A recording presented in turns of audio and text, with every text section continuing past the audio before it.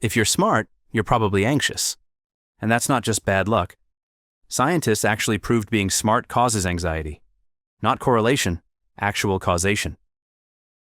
They scanned the brains of really smart people. Here's what they found. The smarter you are, the bigger the worry center in your brain. It's physically larger. You have more neural real estate dedicated to finding problems. Your gift for words and language? It's basically turning every small worry into a Netflix drama series. While others worry once, you create 17 seasons with spin-offs. Think about how you handle a delayed text response. Others think they're busy. You think they're busy, or mad, or disappointed, or plotting, or dead. Your intelligence doesn't just think. It overthinks in HD with director's commentary. Chapter 1. The Genius Club's Secret. 20% of Mensa members have anxiety disorders. Mensa, that's the Genius Club where you need an IQ in the top 2% just to get in. We're talking about people who score 130 or higher when the average is 100.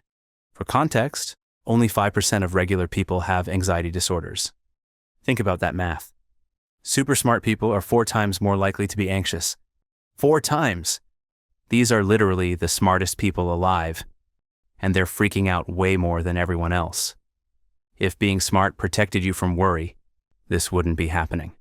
Their brains literally have more wiring in the worry department.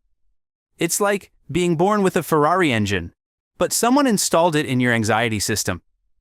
Chapter 2. When words become weapons. The better you are with words, the more detailed your disaster stories become. Studies show that people who are good with language ruminate more. Ruminating, that's when you replay the same worry over and over, like worry that got stuck on repeat. You don't just think that went badly. You think that went badly, which means I'm bad, which means I'll always be bad, which means everything will always go badly forever.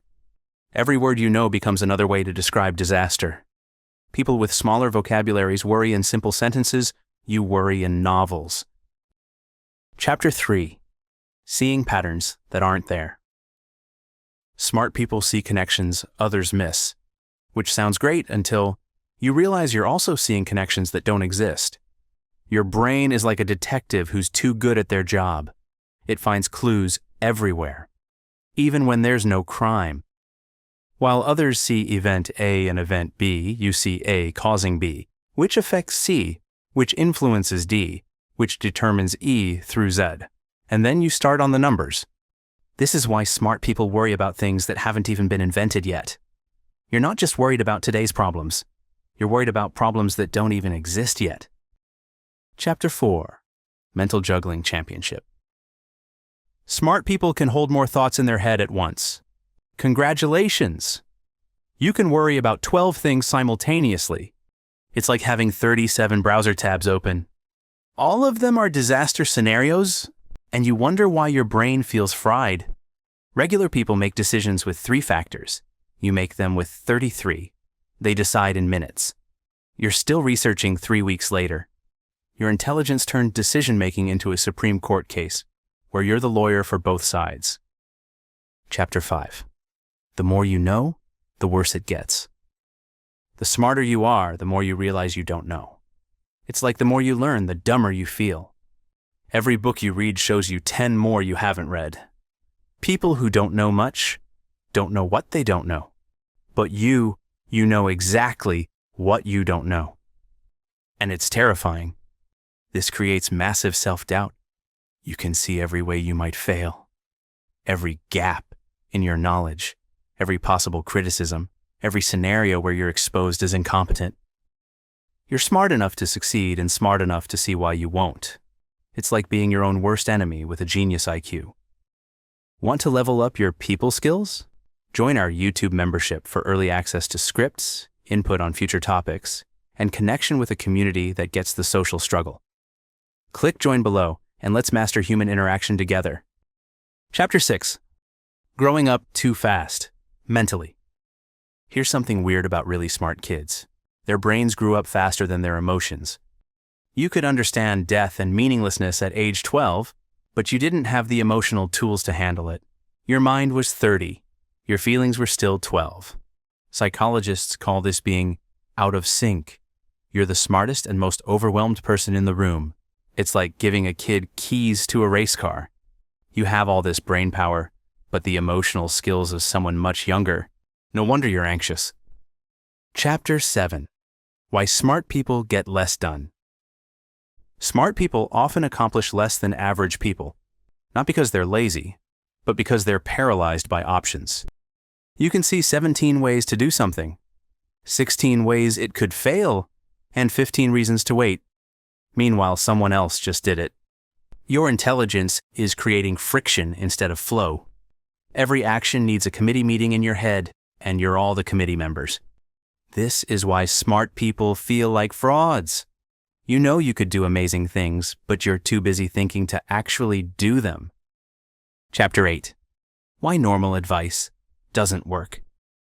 Just relax doesn't work for smart people. It's like telling a computer to stop computing. Don't overthink is like telling your heart not to beat. Your brain needs smart solutions, not simple ones. You need tricks that work with your intelligence. First rule, give your brain better problems. It's going to analyze something. Might as well be something useful. When you catch yourself catastrophizing about fake problems, immediately give your brain a real puzzle. Sudoku, coding, writing, anything that uses your smarts productively. Chapter 9. Meditation for Busy Brains. Normal meditation says empty your mind. For smart people, that's torture. Your brain doesn't do empty. Instead, try focused meditation. Give your brain something complex to visualize, like imagining a machine with moving parts, or mentally solving math problems. The 5-4-3-2-1 technique works because it keeps you busy. But make it harder. 5 things you see, plus why they're that color. 4 sounds, plus their source. 3 textures, plus what they're made of. You're still meditating, but in a way your brain actually enjoys. Chapter 10. Reframing that smart brains accept. Positive thinking doesn't work for smart people. Your brain will argue and win. Instead, use probability thinking. Not everything will be fine. But based on past experience, there's a 97% chance this will work out. Track your predictions versus what actually happens. Make a spreadsheet if you want. Track how often your worries come true. Your brain respects data. Show it proof that it's usually wrong. This isn't lying to yourself. It's teaching your brain to be accurate. You're training your brilliant brain to be brilliantly right, instead of brilliantly paranoid. Your anxiety isn't a character flaw.